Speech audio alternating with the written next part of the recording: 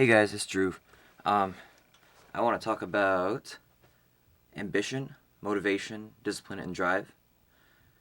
So, I feel like a lot of people tell me that I just have like an insane amount of motivation or whatever, and I mean, I don't know. Like, motivation is only part of it, I feel.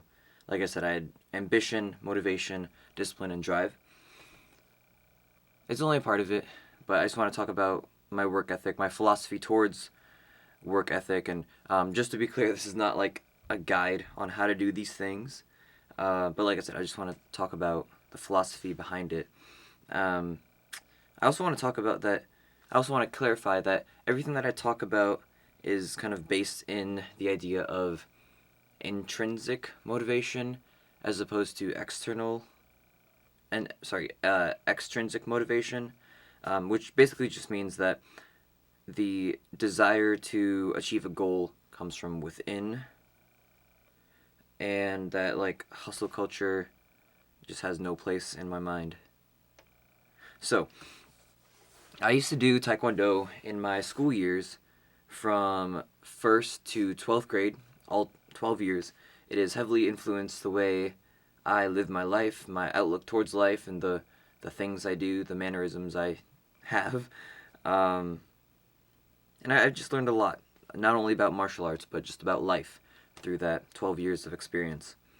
I had the honor in my 12th grade year to be part of the headmaster of the school's ninth degree black belt promotion, which ninth degree is like the highest rank you can get, and it's achieved from just like a lifetime's worth of studying and training.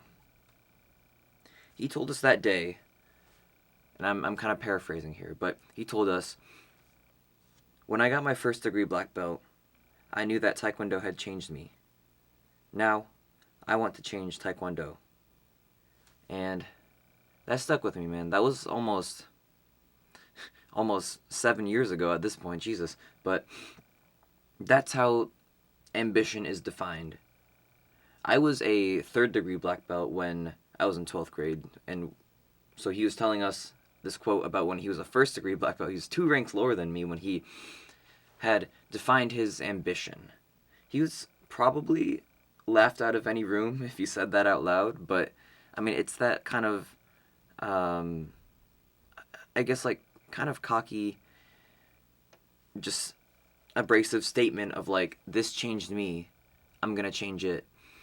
And that applies to anything, right? If you are really passionate about woodworking, you gotta be able to say, like, this craft, this woodworking craft, this changed me. So now I'm gonna change it. Or I don't know. I'm trying to think of another example, but I'm a musician, so in my brain I have to be like, well, music changed me, so now I'm gonna change it. It's You gotta have that mentality. That's ambition. That is ambition. So the next step after ambition is motivation, which I think people just kind of harp on this for whatever reason. It's a $10 word, I guess. Motivation. But motivation to me is kind of like a spark. It's just a spark, just a moment. Its duration is extremely short, but it has the potential to start a fire. I hear people say it's hard to stay motivated, which, I mean, yes, is 100% true. But I mean, I hear that and I think they're confusing motivation for something else. Trying to run off motivation is like trying to maintain a bonfire with matches. It's just not going to work. I'll use the fire analogy going forward because I like to use analogies. But, anyways, we need firewood, not matches, to maintain this fire. Something that will catch the spark and have it burn longer, basically. So, that firewood, so to speak, is discipline. I think it's harder to break discipline than it is to maintain motivation because, I mean, when you look at the word discipline, right, it's every day, every week, whatever you set your discipline to, but it's a habit. I mean, it's tough to break habits, whether they're good or bad. Back to the like fire analogy, right?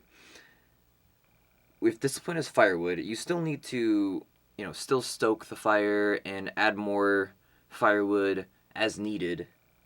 But it's not like the fire will need relighting, if that makes sense. So, like I said before, discipline is habits, and if something is a habit, you really don't need motivation to just go with that. So we had ambition, we had motivation, we had discipline. The last piece of the puzzle is what I call drive. I think this is kind of like a longer term version of discipline. And when I say drive, it's probably not what you're thinking. What I mean by drive is that you have the ability to sit back and kind of enjoy the fire, fire analogy. You're able to sit back and just enjoy the fire, knowing that you will tend to the fire when it's needed. But, just for now, hey, we're going to take a minute, we're going to take some rest. So yeah, drive is just kind of the ability to rest and not lose discipline. Like I said, I'm a musician. If I need to like rest my voice after like a crazy recording session or something, just for a day, I know for a fact that I can do that. I can take the rest I need to care for my voice, my body, and then the next day I'll be ready to go. I'll just practice the next day. Drive kind of makes working towards your ambition a way of life, if that makes sense. That kind of wraps up actually my philosophy on work ethic. 4 parts, right? Ambition, motivation, discipline, and drive. But it all starts with that, like, ambitions, like I said, ambitious, like, overconfident, almost cocky kind of statement of, it changed me, so now I'm gonna change it. It feels really good to feel that way about something. I mean, I can speak for myself at least. But, if you know, you know. I think that's all I got, though. I was just writing about that the other day, but I'm out of here. Peace.